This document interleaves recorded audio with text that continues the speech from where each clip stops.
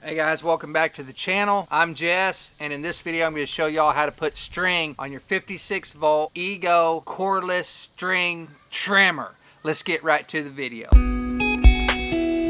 Basically all you're going to do is you're going to locate the hole that the string goes in. You're going to start pushing that string in. It's going to pop out on the other side.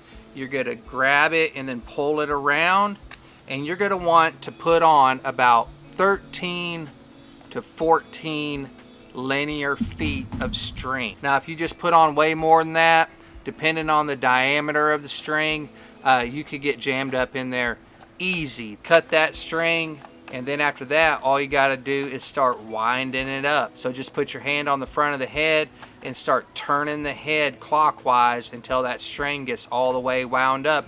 Not all the way inside. You're going to want to leave your string hanging out about, 5-6 inches, long enough to where it's going to hit the little cutter on the side, and you're going to be good to go. That's it for this one, guys. Appreciate y'all watching, and we'll catch y'all on the next video.